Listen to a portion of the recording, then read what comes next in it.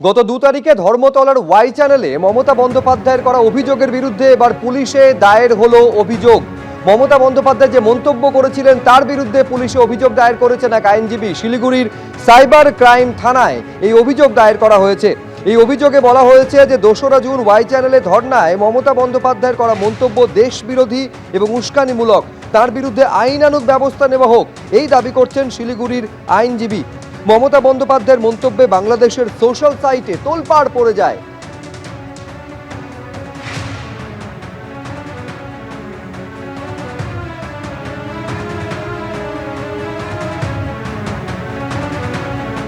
গত 2 তারিখে ধর্মতলার ওয়াই চ্যানেলে যখন ধর্ণা দিচ্ছেন মমতা বন্দ্যোপাধ্যায়, সেখান থেকে ঠিক কি বলেছিলেন তিনি শুনুন।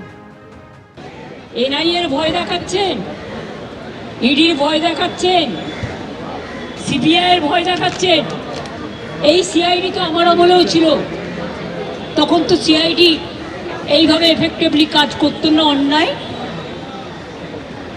এসটিএফও করতো না। বাংলাদেশ থেকে একটা বড় খুনিকে এসটিএফ অ্যারেস্ট করেছিল জেনে রাখুন, যা নিয়ে বাংলাদেশে অনেক রেভুলেশন হয়েছিল।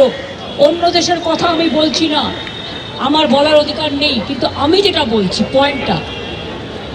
তারপরে তারা মেঘালয় দিয়ে বাংলায় চলে আসে। বাংলায় যখন চলে আসে তখন আমাদের এসটিএফ তাকে ধরে, এটা তাদের ক্রেডিট। তারপরে হোম মিনিস্টার নিজে আমাকে ফোন করে বলছেন, এতদিন তো কই আমি বলিনি, মুখ করিনি, আজকে অত্যাচারের শেষ সীমায় গেছেন বলে। কারণ এটা জানে, আমি এখনো নামটা বলছি না বদ্ধতা করে, বাংলাদেশের লোক উত্তাল হয়ে যাবে। আমি সেটা চাই না, আমি দেশকে ভালোবাসি। না বলবো না দেশের স্বার্থে। কি বললেন? थोड़ा आपको बंगाल पुलिस को बोल दो ये बात बाहर में नहीं कहने के लिए, एक देश के लिए है। কাকে দিয়ে খুন করিয়েছিলেন, কার কার নাম বেরিয়েছিল?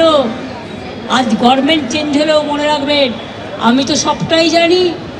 আমার হৃদয়টাই একটা কথা ভাণ্ডার, তথ্য ভাণ্ডার, সত্য ভাণ্ডার। এই ছিল মমতা বন্দ্যোপাধ্যায়ের সেই মন্তব্য, যে মন্তব্য নিয়ে পুলিশে অভিযোগ দায়ের হলো। শিলিগুড়ি সাইবার থানায় অভিযোগ দায়ের করলেন আইনজীবী। 2রা জুন ওয়াই চ্যানেলের ধর্নায় মমতার মন্তব্য দেশবিরোধী এবং উস্কানিমূলক, আইনানুগ ব্যবস্থা নেওয়ার দাবি জানিয়েছেন তিনি। এই কথাটা বলে উনি ভারতের সভার্জিনিটি, ভারতের সার্বভৌমত্ব, ভারতের ইন্টারগ্রিটি, ভারতের সুরক্ষাকে বিশ্ব দরবারে ছোট করে দিয়েছে। উনি মুখ্যমন্ত্রী থাকাকালীন ওনার সাথে স্বরাষ্ট্রমন্ত্রকে যেগুলোই কনফিডেন্সিয়াল ডিসকোর্স হয়েছে সেটাকে উনি পাবলিক ডোমেইনে ইউজ করতে পারেন না। আমাদের কিছু আইন আছে, তাতে আমাদের যখন কোনো সাংবিধানিক পদের অধিকারী শপথ গ্রহণ পাঠ করে, তাতে একটি শপথ এটাও নেওয়া হয় যে আপনি দেশের সিক্রেসি, দেশের সার্বভৌমত্বকে রক্ষা করবেন, আপনি পদে চিরকাল থাকবেন না। কিন্তু আপনার দ্বারা ওই সময় কনফিডেন্সিয়াল যেগুলো ম্যাটারে হ্যান্ডেল হয়েছে, চাই স্বরাষ্ট্রমন্ত্রকের সাথে হোক, চাই প্রধানমন্ত্রীর সাথে হোক, চাই যার সাথেই হোক, আপনি সেটা আজীবন আপনার মধ্যেই রাখবেন। কিন্তু উনি পাবলিক ডোমেইনকে এমনভাবে ইস্তেমাল করেছেন, ব্যবহার করেছেন, যে উনি এটাকে বলতে পারেন কনফিডেন্সিয়াল ওথ ব্রিজ, মানে রাষ্ট্রদ্রোহের সমান। এটা রাষ্ট্রদ্রোহ, এর চেয়ে বড় দ্রোহ আর হতে পারে না। রাষ্ট্রের সম্মান, রাষ্ট্রের সুরক্ষা, রাষ্ট্রের নিরাপত্তাকে অসুরক্ষিত করা রাষ্ট্রদ্রোহ।